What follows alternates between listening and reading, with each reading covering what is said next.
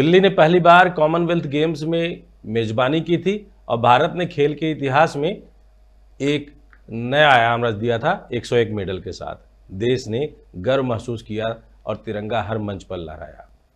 लेकिन जैसे ही स्टेडियम की रोशनी बुझी, पर्दे के पीछे की हकीकत उजागर होने लगी। इन मेडल्स से ज़्यादा शोर था एक ऐसे आरोप का जिसने पूरे आयोजन को शक के घेरे में ला खड़ा दिया। जी हाँ, 70,000 करोड़ रुपए।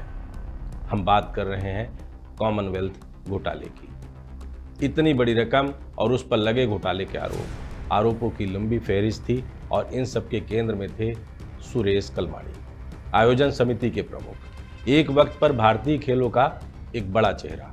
उस समय गवाह बना था दिल्ली का जवाहरलाल नेहरू स्टेडियम के सामने, वही जहां उद्घाटन और समापन हुआ था, उसके पास बने एक पैदल पुल के ढहने की उद्घाटन से पहले की पूरी कहानी। एक तरह से यह उस पूरे आयोजन के ढहते हुए भरोसे का प्रतीक बन गया था, जिसको बहरहाल उस समय सेना ने ठीक करके देश की इज्जत को बचा लिया था।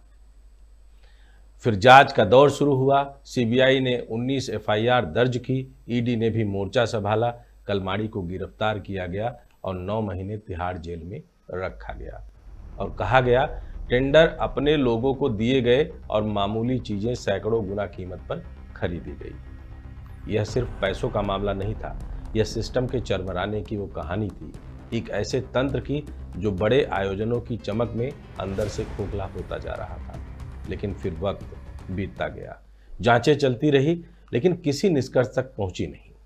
2014 में सीबीआई ने क्लोजर रिपोर्ट दाखिल की और अब 15 साल बाद ईडी ने कह दिया कोई सबूत नहीं मिला, मनी लॉन्ड्रिंग का दावा साबित नहीं हो पाया। तो सवाल खड़े होने लाजमी थे कि वाकई यह कोई घोटाला था भी, या सबूत इतने गहरे दबा दिए गए कि मिल ही नहीं पाए। इस घोटाले की गूंज ने सिर्फ अदालतों तक नहीं बल्कि सड़कों तक भी हिला दिया था। अन्ना आंदोलन, जन लोकपाल और फिर आम आदमी पार्टी की सत्ता में एंट्री, इन सब के जन्मदाती के रूप में यह पूरा का पूरा CWG स्कैम, जो कि 70,000 करोड़ रुपए से ऊपर का अनुमानित था, बना। और कांग्रेस की दिल्ली सरकार इस CWG घोटाले के कारण चली गई और फिर एक नई राजनीति की शुरुआत हुई जिसके नायक बने केजरीवाल। अब 15 साल बाद जब केजरीवाल इस शासन में नहीं है, यानी जिस कॉमनवेल्थ घोटाले को चिल्ला चिल्ला कर केजरीवाल ने सड़कों पर दिल्ली के हर एक आम आदमी के जुबान पर ला दिया था, उस घोटाले के 15 साल बाद जब केजरीवाल की सत्ता खुद शराब नीति घोटाले में फंसते हुए अपने मंत्रियों और खुद को जेल से बाहर लाने के बाद चली गई है और यहाँ पर ट्रिपल इंजन सरकार है, तब कॉमनवेल्थ गेम में हुए 70,000 करोड़ रुपए के अनुमानित घोटाले पर एक फैसला आया, वो भी 15 साल बाद, कि अब कोई दोषी नहीं है, कोई सजा नहीं, सिर्फ सवाल है और वो भी अनगिनत। क्या यह घोटाला वाकई था भी? अगर हाँ, तो किसी को सजा क्यों नहीं हुई? अगर नहीं, तो देश का इतना वक्त, पैसा और भरोसा बर्बाद क्यों हुआ?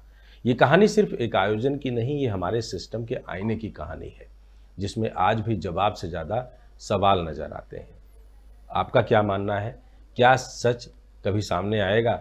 सोचिएगा, जरूर सोचिएगा, क्योंकि कॉमनवेल्थ घोटाले ने न सिर्फ दिल्ली की राजनीतिक तस्वीर बदल दी थी, बल्कि देश के सियासत में भारतीय जनता पार्टी को कमान देते हुए मोदी के हाथों में पूरी सत्ता सौंप दी थी। ऐसी सत्ता जो अनवरत अब 15वें साल की अपनी यात्रा पर है। केजरीवाल का अपना पूरा का पूरा सपना, केजरीवाल की अपनी पूरी की पूरी कवायद अब पर्दे के पीछे चली गई है और 15 साल बाद आए हुए इस सच का जो अपना पूरा का पूरा मामला है, यह केजरीवाल की 10 साल की सत्ता को उखाड़ फेंकने के लिए और भारतीय जनता पार्टी के 15वें साल की सत्ता का आनंद लेने में हिचक जरूर डालेगा। पर सवाल वही उठता है कि ऐसे घोटाले, इनकी जांच और इनके जांच के बाद आने वाले इस तरीके के फैसले से आखिर लोग करेंगे क्या? क्योंकि नैरेटिव और परसेप्शन बनाने के इस पूरे के पूरे खेल में कहीं ना कहीं बोफोर्स के वो कागज़ उड़ाने के बाद का सच, 2G स्कैम का सच और अब कॉमनवेल्थ गेम का सच, कांग्रेस इसको मानेगी कि वो उसकी जीत है। हालांकि साल 2014 की जनवरी में जब सीबीआई ने यह मान लिया था कि इसमें कोई आरोपी नहीं है, तो ईडी का यह पूरा का पूरा जांच का दायरा बंद होना लाजमी था। तो इस पूरे के पूरे CWG स्कैम के इस फैसले की कहानी तत्कालीन कांग्रेस सरकार के दौरान ही लिख दी गई थी और फैसला भारतीय जनता पार्टी के अपने शासनकाल में आया है। इसको पार्टियों के नज़रिए से देखना, सरकारी तंत्र के हिसाब से देखना शायद अच्छा नहीं होगा। आपको देखना और सोचना अपने नज़रिए से है। आपका नज़रिया देश के नज़रिए से होना चाहिए, क्योंकि ऐसे बड़े बड़े घोटालों का सच अक्सर ऐसे ही आता है कि कुछ नहीं मिला, लेकिन होता ज़रूर है। लेकिन एक बात सच है जिससे शायद ही कोई मुकर पाए कि तत्कालीन शीला दीक्षित की सरकार ने दिल्ली के पूरे तंत्र को बदल कर रख दिया था। ढेर सारे फ्लाईओवर, सजे हुए चौराहे, स्ट्रीट लाइट की चमचमाती पूरी की चमक शीला दीक्षित को देन थी, जिसने दिल्ली को वाकई दिलदार वाला दिखाने का प्रयास किया था। लेकिन हुआ कुछ उल्टा। कॉमनवेल्थ गेम के उस स्कैम को बड़ा बनाकर 101 खिलाड़ियों के उस मेडल की जीत को भी बाकी पार्टियों ने, सियासतदानों ने छोटा दिखा दिया। यानी वो खुशी ना तो देश मना पाया और ना देश के सामने उसको गौरवशाली मानने का कोई क्षण इन पार्टियों ने और उस समय के माहौल ने छोड़ा।